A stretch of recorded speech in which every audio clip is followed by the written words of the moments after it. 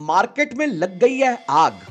सब बोल रहे हैं भाग संजय भाग। बहुत सारे कमेंट्स आए, संजय सर क्या करें मार्केट्स गिर गई है, आपके बोलने पे एसआईपी चालू करी, बहुत परेशानी हो रही है। तो इन सारे कमेंट्स को पढ़ने के बाद मैंने सोचा कि ये मेरा दायित्व बनता है कि मैं आपको बताऊं कि इस टाइम पे करना क्या है, पास्ट में क्या हुआ है। तो एक वीडियो लेके आया हूं जिसमें कंप्लीट डिटेल्स है एंड टू एंड। तो आज की वीडियो में हम क्या कवर करेंगे, सबसे पहले कि एसआईपी का डेटा क्या कहता है, दूसरा म्यूचुअल फंड्स के रिटर्न्स को क्या हुआ है, तीसरा ये मार्केट्स इतनी खराब क्यों हुई है, क्या बड़े रीजन रहे हैं मार्केट को खराब होने के, चौथा निफ्टी 50, निफ्टी मिड कैप और निफ्टी स्मॉल कैप इन इंडेक्सेस में क्या हुआ है, पांचवा इन इंडेक्स में रिस्क और रिटर्न को कैसे इवैल्यूएट करते हैं, और लास्ट में आपको इस टाइम पे क्या करना चाहिए, क्या एक्शन लेना चाहिए वो मैं आपको बताऊंगा। इसलिए वीडियो के एंड तक बने रहिएगा और चैनल को सब्सक्राइब कर दीजिए और घंटी दबा दीजिए।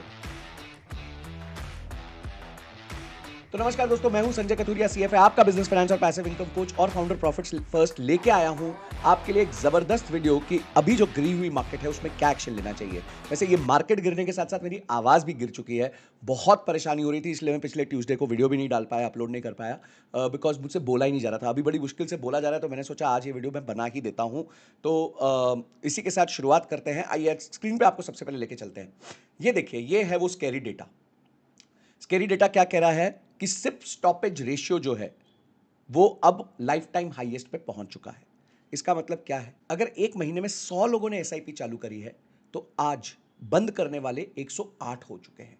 अरे ऐसा नहीं है कि इन्हीं 100 में से पूरे 100 ने बंद कर दिया, पुराने जो चलते आ रहे थे उनमें से 108 लोगों ने बंद कर दिया है। यानी कि जो सिप स्टॉपेज रेशियो है वो अब न्यू इनकमिंग से ज्यादा हो चुका है, इतना फियर आ चुका है मार्केट में, और ये रेशियो पिछले 3-4 महीने से बढ़ता ही जा रहा है। तो अगर आप स्क्रीन पे देखें तो जनवरी 2025 में 56 लाख नए रजिस्टर्ड एसआईपीज हुए, 56 लाख, और जो बंद हुए वो हुए 61 लाख। तो ऑटोमेटिकली ये रेशियो में बहुत बड़ा गैप आ गया था।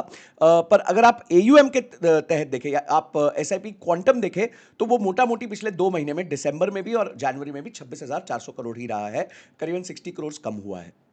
बट ये इंकरेजिंग डेटा नहीं है, क्योंकि यानी कि अब लोगों का भरोसा उठ रहा है मार्केट से, लोगों को लग रहा है कि भाई हम क्या करेंगे, मार्केट में हमारे पास बने रहने के लिए कोई इंसेंटिव नहीं है, लॉन्ग टर्म वो देख नहीं पाते हैं, लॉन्ग टर्म के बारे में समझ नहीं पाते हैं। तो हमेशा एक बात याद रखिएगा, मार्केट जो होती है ना वो शॉर्ट टर्म में इमोशनल होती है बट लॉन्ग टर्म में फंडामेंटल होती है, और इसके मैं बहुत सारे प्रूफ्स आपको दूंगा आज। तो आज की जो वीडियो होगी ना वो आपके लिए एक माइंड ओपनिंग वीडियो होने वाली है कि आप रिस्क और रिटर्न्स को लॉन्ग टर्म में कैसे इवैल्यूएट करते हो, उसका आपको सबसे बड़ा उदाहरण दिखाऊंगा मैं। तो अब ये डेटा देखने के बाद ये तो समझ आ गया कि भाई मार्केट्स में कहर मच चुका है, परेशानी हो गई है, सब त्राही त्राही माम हो गया है। पर इसके लिए आगे चलते हैं और क्या रीजंस थे जिसकी वजह से ये हुआ है। तो ये मिस्टर एस नारेन ने कुछ बोल दिया। तो एस नारेन जो है वो बहुत सीनियर चीफ इन्वेस्टमेंट ऑफिसर है आईसीआईसीआई प्रूडेंशियल एएमसी, जो हमारे देश के टॉप 10 एएमसीज में आती है। और उन्होंने कहा है कि investors should exercise caution while investing in small and mid cap stocks. लो भाई, जब आईसीआईसीआई प्रूडेंशियल एएमसी का फंड मैनेजर ऐसा कुछ बोल दे तो उसके बाद क्या होगा आपको पता है। वो स्पीच वायरल हो गई और काफ़ी लोग डर गए, काफ़ी लोगों ने अपने स्मॉल एंड मिड कैप से अपने इन्वेस्टमेंट्स को पुल ऑफ कर दिया और उनका बाजा बज गया। दोस्तों एक चीज़ याद रखना, आपको इन्वेस्टमेंट सीखनी है तो वॉरेन बफे के अलावा आप किसी की मत सुनो।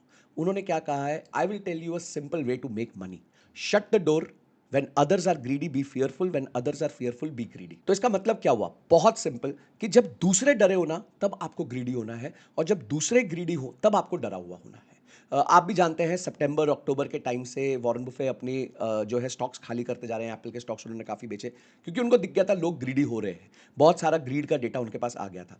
तो बट ठीक है, हम लॉन्ग टर्म इन्वेस्टर्स हैं, हमें ये सब करने की जरूरत नहीं है, हमारा एक्टिव मैनेजमेंट काम नहीं है। तो मिस्टर नरेन के बोलने के बाद बहुत सारी प्रतिक्रिया हुई, बहुत सारे लोग नाराज हुए, बहुत सारे लोगों को टेंशन आ गई। तो उससे इंपैक्ट क्या हुआ, आइए वो देखते हैं। तो अब है ना कैटेगरी वाइज समझते हैं कि क्या इंपैक्ट रहा है पिछले 6 महीने में ये जो मार्केट का फॉल हुई है, क्योंकि मार्केट सितंबर से फॉल होने लगी है। तो अगर आप लार्ज कैप फंड्स में देखें यहां पे तो आप देखेंगे कि काफी सारे फंड्स में पिछले 6 महीने में बहुत बेकार रिटर्न्स रहे हैं। जैसे कि ये ब्लू चिप फंड है जिसपे 4.9% नीचे गया, 5.4% नीचे गया, 6.9% नीचे गया। पर ये फिर भी 1 साल, 3 साल और 5 साल के होराइजन में अभी भी पॉजिटिव चल रहे हैं। उस तरफ हम देखते हैं मल्टी कैप फंड्स को। मल्टी कैप फंड्स में आप देखेंगे कि ज्यादा नुकसान नहीं हुआ है, क्योंकि मल्टी कैप फंड्स जो हैं वो स्प्रेड आउट होते हैं। स्प्रेड आउट होने के कारण उसमें क्या है कि आपके पास लार्ज कैप भी होता है, मिड कैप भी होता है, स्मॉल कैप भी होता है। तो उसमें जो है पिछले 6 महीने के रिटर्न्स इतने बुरे नहीं रहे हैं, क्योंकि उससे पहले के 6 महीने के रिटर्न्स बहुत अच्छे रहे थे। तो एक आधा म्यूचुअल फंड है जिसने नेगेटिव रिटर्न दिया है, पर असली जो बाजा बजा है वो यहां बजना चालू हुआ है, large and mid cap funds. ये भारत देश की टॉप 250 कंपनीज में से ही स्टॉक्स उठाते हैं, और वहां आप देख सकते हैं पिछले 6 महीने में और पिछले 1 महीने में ब्लड बाथ हुआ है। क्यों? क्योंकि इसमें मिड कैप भी अटैच था और मिड कैप में बहुत बड़ी जो है ड्रॉप आया है, जिसको मैं आपको चार्ट के साथ भी एक्सप्लेन करूंगा। और उसके बाद प्योर मिड कैप फंड्स में आप देखें तो पिछले 6 महीने में 13.5% तक का भी लॉस हुआ है। तो ये बहुत खतरनाक ड्रॉप है, बट अगेन 1 साल, 3 साल और 5 साल के होराइजन में ये पॉजिटिव चल रहा है। और स्मॉल कैप फंड्स के तो कहने क्या है, ड्रॉप ही स्टार्ट हुआ है 10.5% से 6 महीने में, और ये जाके करीबन 16.5% तक का ड्रॉप रहा है। तो यानी जैसे जैसे आप नीचे उतरे हैं in terms of market capitalization, वैसे वैसे रिटर्न्स ज्यादा टूटे हैं। लार्ज कैप में रिटर्न्स कम टूटे हैं, मल्टी कैप में कम टूटे हैं, क्योंकि मल्टी कैप मल्टीपल होता है। और मल्टी कैप में ज्यादातर लोग जो है फंड मैनेजर्स जो है वो लार्ज कैप ज्यादा रखते हैं। उसके अलावा जब मिड कैप में जाते हैं तो फॉल थोड़ा ज्यादा है, और स्मॉल कैप में जाते हैं तो फॉल बहुत ही ज्यादा है। तो ये जो है पिक्चर है अभी, अगर आपकी भी पिक्चर ऐसी है तो कॉमेंट में मी लिख दो, मैं समझ जाऊंगा सबके जो है इस बार घोड़े खुले हुए हैं। डोंट वरी, सबके साथ यही चल रहा है। आपको क्या लगता है मेरा पोर्टफोलियो डाउन नहीं है? मेरा पोर्टफोलियो भी करीबन 16% डाउन है, पर मुझे परवाह नहीं है। क्यों नहीं है उसके बारे में मैं आपको बताता हूं, क्योंकि मैं कुछ चीजें जानता हूं जो शायद आप नहीं जानते। तो आज इस वीडियो के माध्यम से आप जान जाएंगे। आइए हम है ना निफ्टी का चार्ट देखते हैं। ओके, तो निफ्टी का जब हम चार्ट देखते हैं तो ये वो ड्रेडेड महीना था मार्च ऑफ 2020, जब निफ्टी एकदम ड्रॉप हो गया था कोविड के बाद, कोविड की न्यूज़ के बाद। और उसके बाद क्या हुआ आइए समझते हैं, ठीक है? बहुत ध्यान से समझना मेरी बात को। क्यों समझना? क्योंकि इससे आपको रिस्क और रिटर्न के बारे में पता चलेगा। आज मैं रिस्क और रिटर्न सिखाऊंगा। क्या होता है जब मार्केट ऊपर जा रही होती है सब रिटर्न की बात कर रहे होते हैं, और जब मार्केट नीचे जा रही होती है सब रिस्क की बात कर रहे होते हैं। पर किसी को पता नहीं है रिस्क क्या होता है, रिटर्न क्या होता है। उसको आज मैं बहुत सिंपल लैंग्वेज में आपको समझाऊंगा। तो जब मार्केट्स ने बहुत मैसिव करेक्शन दिया, उसके बाद मार्केट्स ने क्या किया पिछले 4 साल 5 साल में, वो देख लेते हैं। तो अगर आप देखें तो कोविड के बॉटम क्लोजिंग से जो हाईएस्ट पॉइंट मार्केट ने बनाया वो 54 मंथ्स मतलब 4.5 साल हो गया।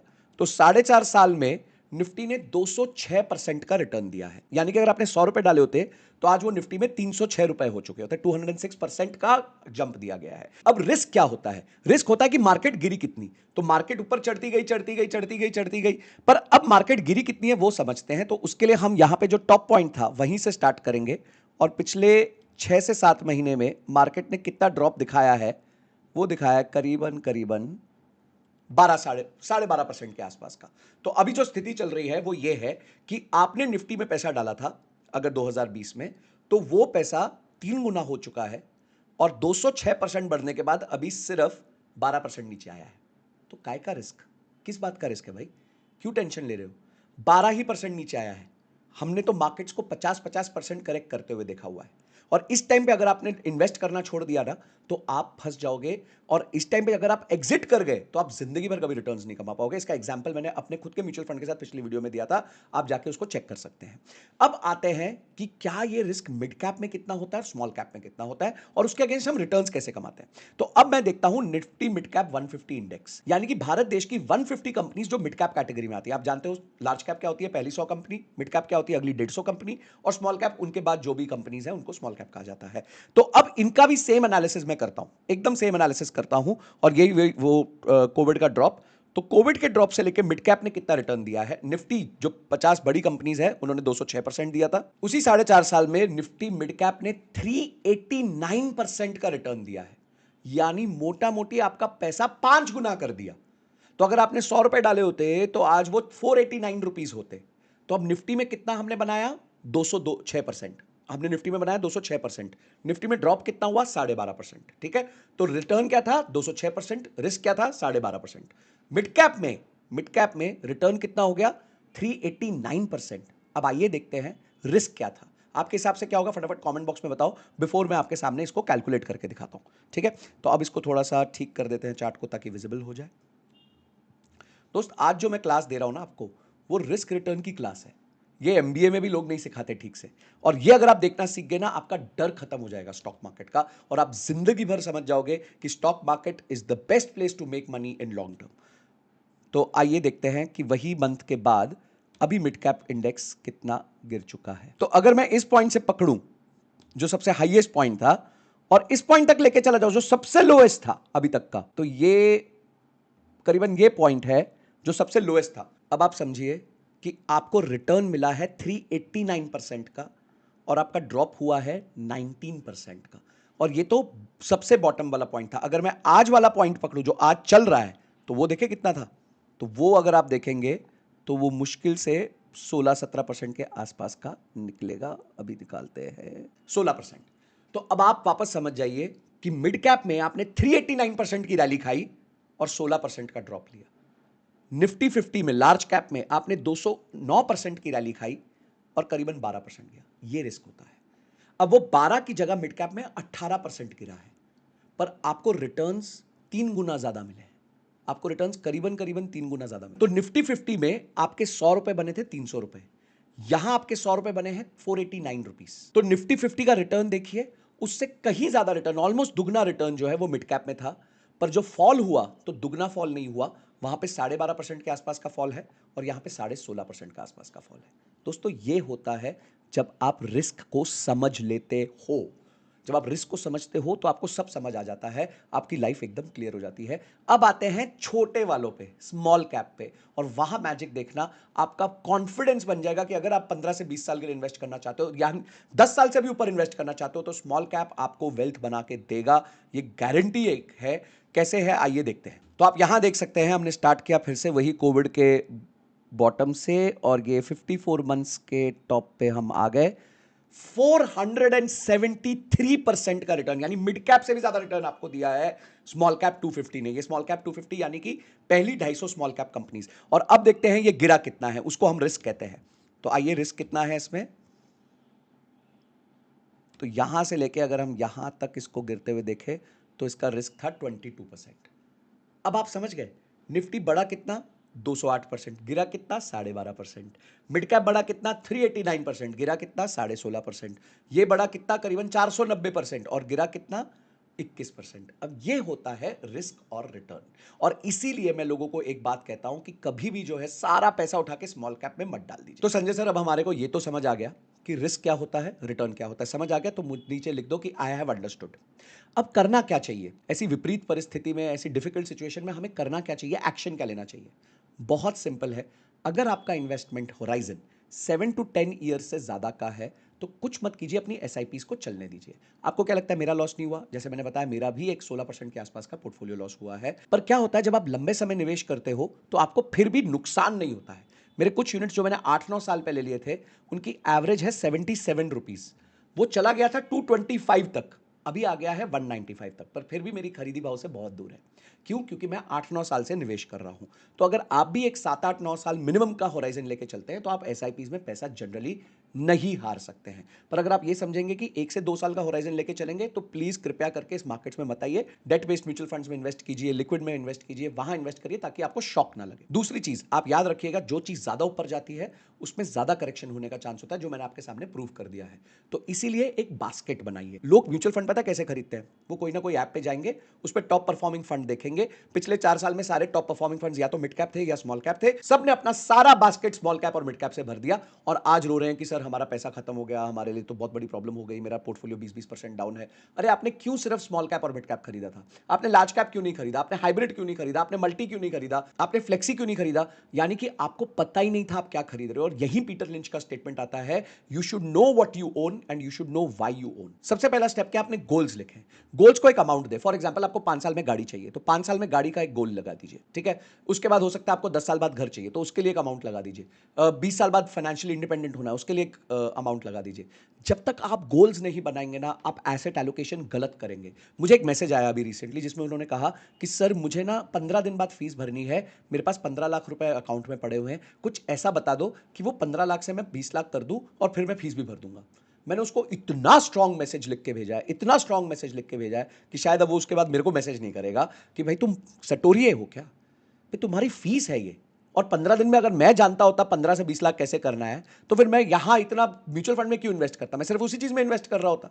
तो आप लोग से भी मैं यही रिक्वेस्ट करूंगा, अगर आप एक लॉन्ग टर्म इन्वेस्टर हैं तो डरिए मत, ऐसे फेजेस आते रहते हैं, ये तो कोई ड्रॉप नहीं है, ये तो स्मॉल करेक्शन है। इससे बड़े बड़े फेज भी आते हैं और आपको लॉन्ग रन में फिर भी पैसा देके जाते हैं। ये हिस्ट्री ने प्रूव किया, टाइम एंड अगेन प्रूव किया। सेकंड, अगर आप थोड़े कंजर्वेटिव इन्वेस्टर है तो आप एफडीज और लिक्विड फंड्स की तरफ मूव कर सकते हैं। तो आप जो भी एसेट एलोकेशन कीजिए, जो भी म्यूचुअल फंड में पैसा डालिए, अपने गोल और उसके टाइमलाइन के बेसिस पे और अपने रिस्क प्रोफाइल के बेसिस पे करिए कि भाई मैं तो ज्यादा लाल नहीं देख सकता, तो स्मॉल कैप मिड कैप को भूल जाइए। अगर आप चाहते हैं कि मैं एक सीरीज लाऊं कि किस तरीके से एक अग्रेसिव इन्वेस्टर, एक बैलेंस्ड इन्वेस्टर, एक कंजर्वेटिव इन्वेस्टर को इन्वेस्ट करना चाहिए म्यूचुअल फंड्स में, तो आप नीचे सीरीज लिख दीजिए। मैं समझ जाऊंगा कि आप चाहते हैं मैं एक सीरीज लेके आऊं जिसमें मैं आपको कंप्लीटली हैंड होल्ड करूं कि आपको अपना पोर्टफोलियो डिजाइन कैसे करना चाहिए। तो दोस्तों, अगर आपको वीडियो पसंद आई हो तो उसको लाइक जरूर कीजिए। कमेंट बॉक्स में लिखिए कि आपको क्या चीज बेसिकली मेजरली समझ आई इस वीडियो से और आप क्या एक्शन लेने वाले हो आगे। और इस क्लैरिटी को देने के बाद क्या आप में कॉन्फिडेंस है मार्केट में बने रहने का, ये भी कमेंट बॉक्स में बताइए। अपने दोस्तों के साथ शेयर करिए ताकि उनको भी कॉन्फिडेंस आए कि मार्केट्स में बने रहना है, क्योंकि जो पिच पे बना रहेगा वो रन बनाता रहेगा। मैंने साल के शुरुआत में एक बात कही थी पॉडकास्ट में कि 2024 was a year of returns, 2025 is a year of units. यानी कि इस साल आप जितने ज्यादा यूनिट्स बटोर लो उतना अच्छा है। 2030 तक ये यूनिट्स आपको फायदा जरूर दे देंगे। तो इसी लर्निंग के साथ आपसे विदा लेता हूं। अगली वीडियो तक जय हिंद, जय भारत।